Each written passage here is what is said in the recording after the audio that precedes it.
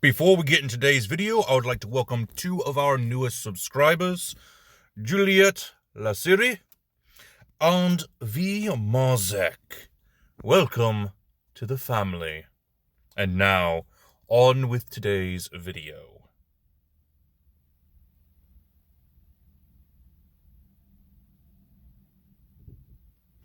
Greetings, my dear viewers. Welcome back to Dungeons & Dragons Character Concept Optimized, where we take a look at a multi-class build idea and min-max it to the extreme. We have so far done the Sorcerer Warlock, the Barbarian Rogue, the Paladin Bloodhunter, the Ranger Bloodhunter, and the Cleric Artificer. So we got some good selections of multi-classing builds if you want to check them out. They seem to be some of my more popular videos, so yeah, why not check them out to get a rough idea of what we're doing today, even though I am going to explain everything. So, when it comes to multi-classing, you want to be able to mash together two classes that complement each other nicely, which is why I did a lot of these builds. And each one of these optimized videos is going after a very particular theme to allow us to min-max efficiently and get the most out of our optimized builds.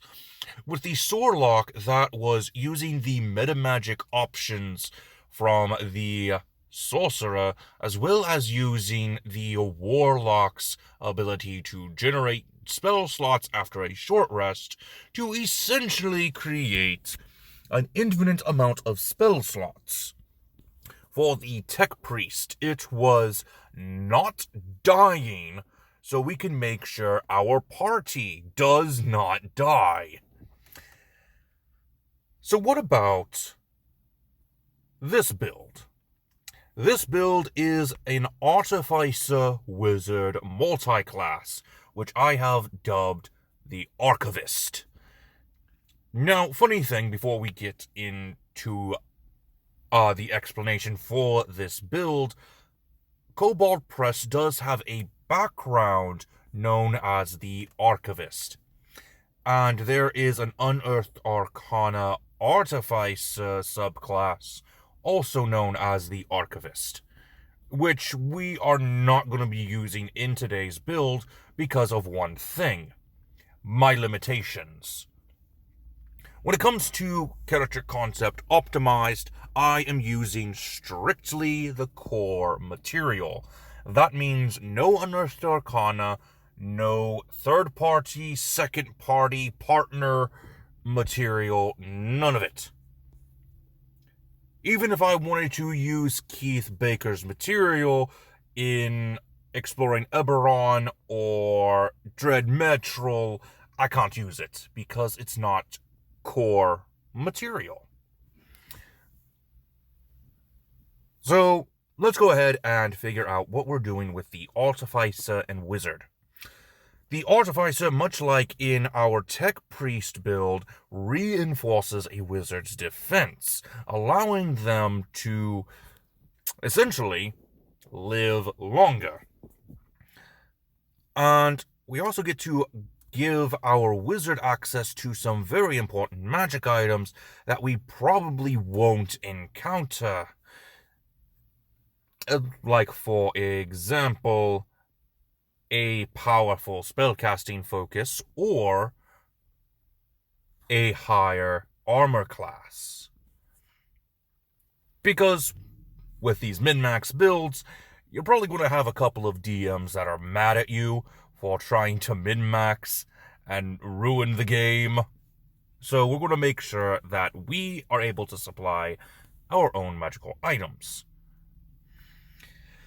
Now, the benefit that the Archivist has over the Tech Priest is that it is not multi-ability dependent. aka mad. Meaning that we only need our intelligence to cast our spells. We don't need intelligence and wisdom and charisma and this and that in order to have a decent build. We can make sure that our intelligence is increased to where we need it to be. For this build, that's going to be a 20 intelligence. Now, the goals for this video. We need to go over what races we need a good background, we need to know what wizard subclass and how many levels of wizard we need. We also need our Artificer subclass, we need the appropriate infusions, and we also need to know its levels. We also need to figure out our feats and even some spells at the very end of the video that might work for this build. Now, the reason why some people don't like multi-classing into Wizard or even out of Wizard is because we need access to our higher level Wizard spells. So, we're probably not going to be going too far into the Artificer spells, or even Artificer levels for that matter, just so we have access to as many Wizard spells as possible. Now, the main focus of today's build, if you look on the right-hand side, top half of the section, this is an anti-meme build. It is joked about repeatedly that wizards die easily, and that is because of one thing. Anyone who builds a wizard forgets that you need a Constitution score in order to survive.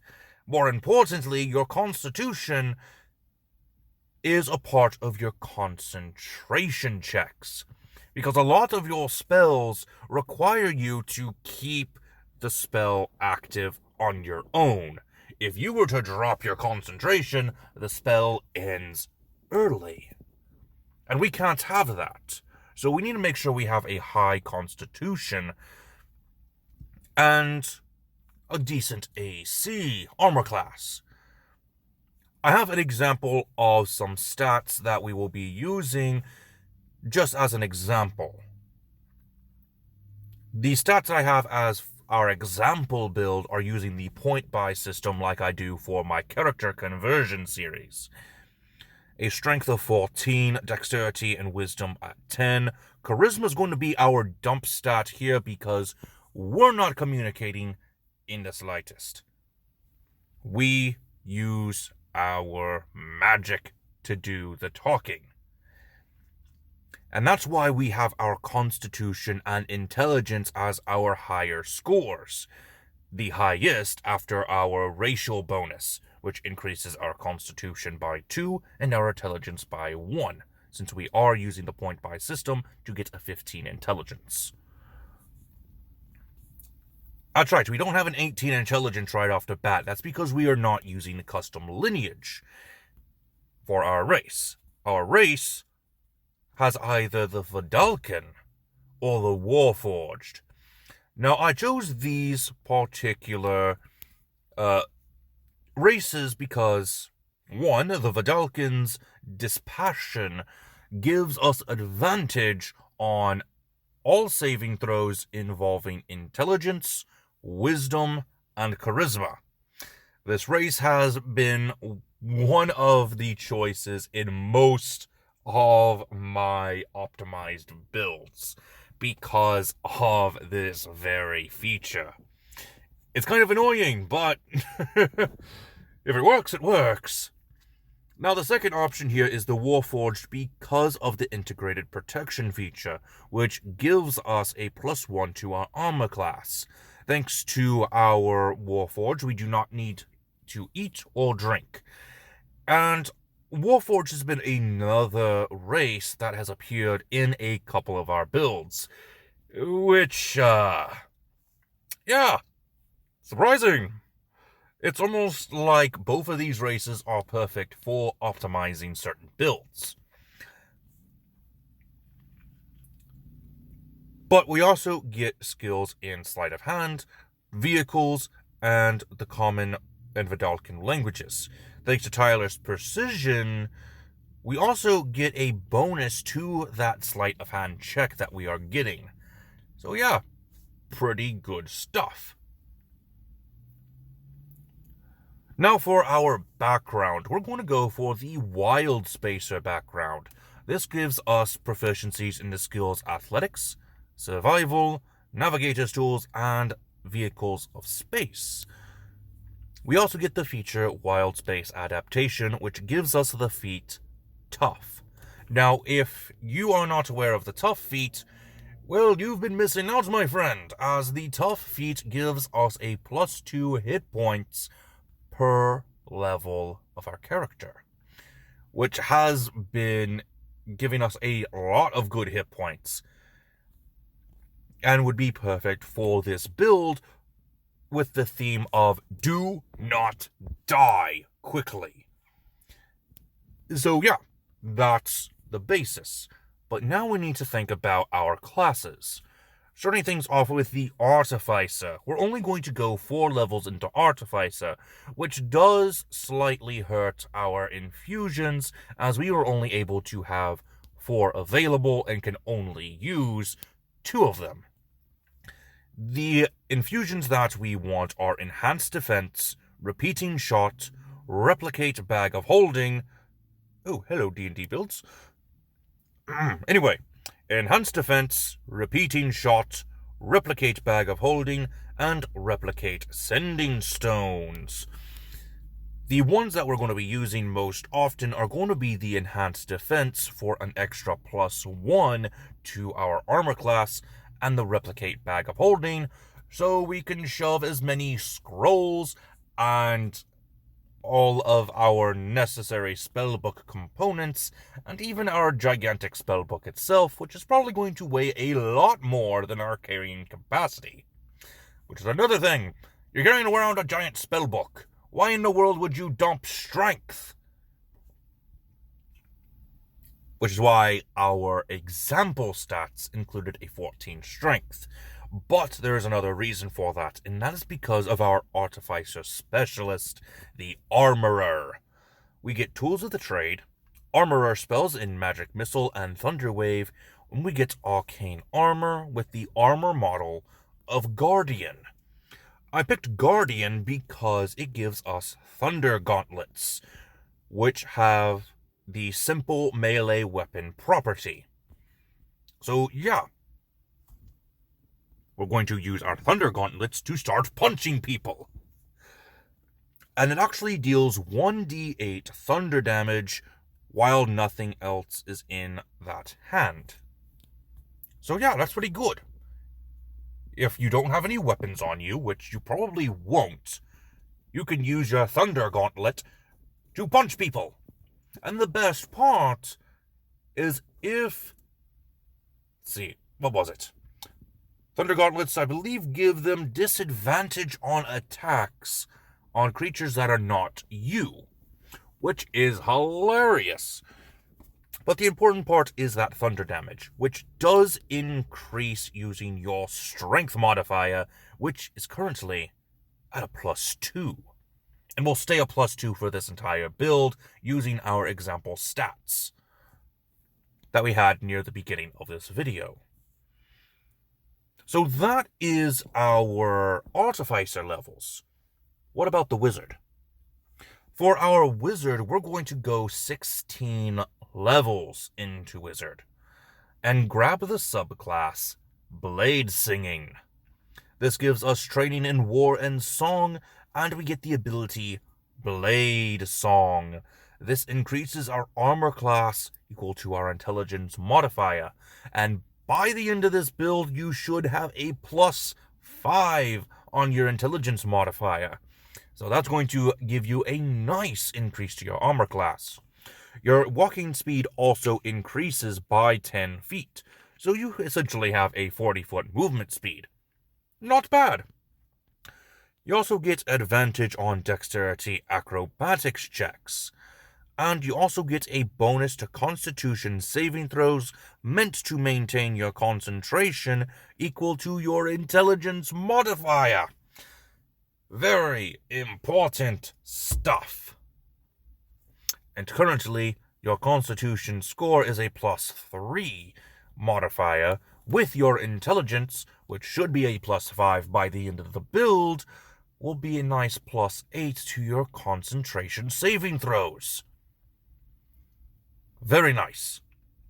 Since we are a Blade Singer, we get extra attack, Song of Defense, and Song of Victory, which is very important because it adds our Intelligence modifier to the damage rolls of your melee weapon attacks while Blade Song is active.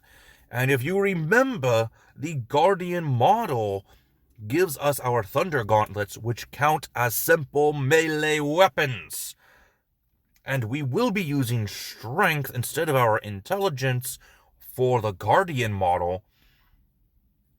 So this Song of Victory will give us a Intelligence modifier bonus.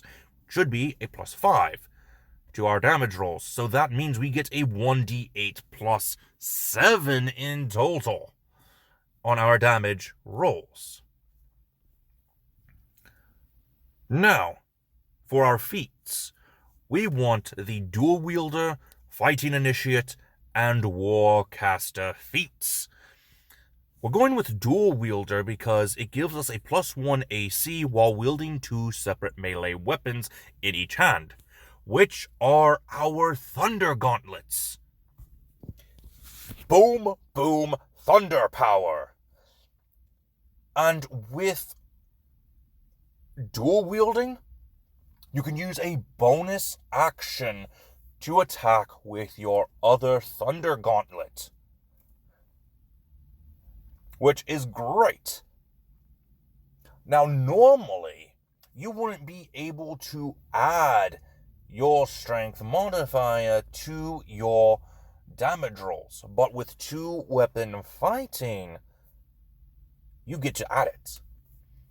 So that means not only do you get that 1d8 +7 for your first 2 attacks, thanks to extra attack, but you also can use that +7 when you use your bonus action attack, which is fantastic. But of course, on your first round, you are going to want to use your bonus action to activate your Blade Song from your wizard features. So you need to keep that in mind. In fact, I even did the calculations. So let's go ahead and look at those calculations. First off, your armor class. If you chose your Vidalcan as your race, you have a 32 armor class if you are able to get your hands on some plate mail. Giving the enhanced defense infusion will increase it by 1. Your Blade Song will increase your armor class by 5. Dual Wielder increases it by 1. And the Shield spell will increase it by 5 as well. In addition, if you are able to cast Fizban's Platinum Shield on one of your turns, you will get access to half cover, which increases your armor class by 2, and you get to increase your dexterity saving throws by 2. And Fizban's Platinum Shield even gives you access to evasion, which is awesome. Evasion, if you do not know, means that if you fail your saving throw on a dexterity save, you only take half damage from that effect. But if you succeed on that saving throw, you take 0 damage, which means you have a better chance of making your concentration saving throws when you want to keep your spells up. So you're not dropping your spells because you have this high of an armor class, and you also have the evasion feature while Fizban's Platinum Shield is up. Isn't that wonderful? Now, let's go ahead and look at your weapon damage, which is 33 thunder damage. because of your Thunder Gauntlets. 1d8 plus your Strength modifier, which is a 2, is roughly 6 damage every single hit. That is an average damage output. Your Blade Song with an intelligence of 20 will increase that by 5, which is 11 per attack. And thanks to your extra attack feature, you're able to punch twice with one of your Thunder Gauntlets, and then use your bonus action to dual wield and punch them with the third gauntlet. Of course, after your Blade Song has been activated. That's a lot of damage. And that doesn't include some of the bonuses you can get from some of your spells. Now let's take a look at your hit points. At 20th level, you'll have a grand total of 16d6 hit dice and 4d8 hit dice. With a starting hit points, you go with the Artificer of 8 plus 3, thanks to your Constitution modifier, plus 2 from the Tough feat. That is a starting hit point of 13. And you get to increase your hit points by 1d6 plus 3 plus 2 per wizard level, and 1d8 plus 3 plus 2 per Artificer level. Hallelujah. That's a lot of hit points. I don't think that you're going to die quickly.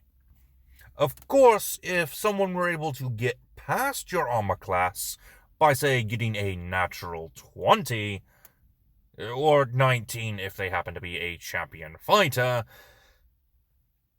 then you might be in trouble. But you still have your hit points. The only way you would have to worry is if there was a magic item that were to instantly kill you on a critical hit. Which there technically is, so yeah, be careful. Don't anger your dungeon master too much with this build.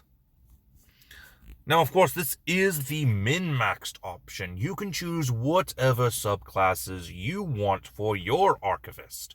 What features you want, what race you want, what background you want. I did have that as a concern from one of my viewers during one of my last videos. And, well, I do have to explain that this is a min-max build. If you don't want it to be min-maxed, don't min-max.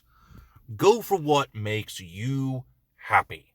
This is simply a guide to min-maxing your build. By the way, we have one more thing to go over, and that is spells. These are the spells that I recommend you use for your Archivist. You do not have to get these spells if you do not want to.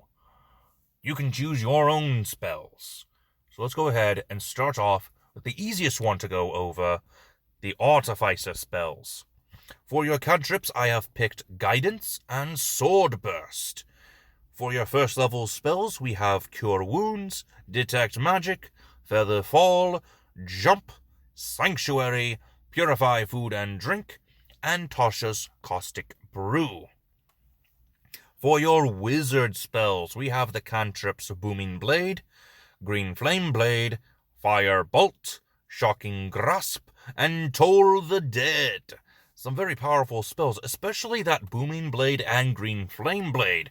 You can actually use them to empower your first strike, which is going to take away your extra attack feature, but it will be as if you are attacking more than your extra attack feature allows because of the increase in damage. Especially with Green Flame Blade, as it will deal damage to one additional creature that's within 5 feet of the creature you targeted with your main attack. Which is amazing. So you attack, use your Green Flame Blade to hit the creature next to it as well, and essentially deal more damage to both of those targets and then go for a bonus action attack against the one that got hit by the Green Flame Blade's secondary effect. Now, for your first level spells: Burning Hands, Charm Person, Floating Disc to carry more stuff that you probably won't be able to carry yourself, Fog Cloud, Hideous Laughter, Ice Knife, of course you want Shield, and Silvery Barbs. Second level we have Flaming Sphere, Schneelach Snowball Swarm. Ooh, I said that weirdly. Suggestion, Tasha's Mind Whip. Third level spells we have Ashardalon Stride, Counterspell, Fireball, and Haste. Haste definitely is a good spell to have on your person, not only to help your allies, but to help yourself get more actions per turn. The Banishment spell for 4th level, along with Confusion, Sickening Radiance, and Vitriolic Sphere. For 5th level, we have Dominate Person, Innovation, Immolation, and Wall of Force. 7th level, we get to start creating an army with Create Margin, Crown of Stars, Finger of Death, and Simulacrum. Imagine having an army of you with some margin, preferably the ones that can fly. And, of course, we have the next level, 8th level. Feeble Mind, Dominate Monster, Maddening Darkness, and Sunburst. A lot of great spells, and these are just the ones that I thought would work. Of course, a lot of people can find ways to break certain spells. And, well, all I can say to you is that I've got 2 videos covering how to deal with those overpowered spells. So, if you're looking for those options to help you against those type of spells, why don't you check those out? Anyway, that's all the time I have for you today. What did you think of this build? And what's the backstory that you would give this Archivist, or your very own Archivist? Until next time, my dear viewers, this has been Drehan, and I am offline.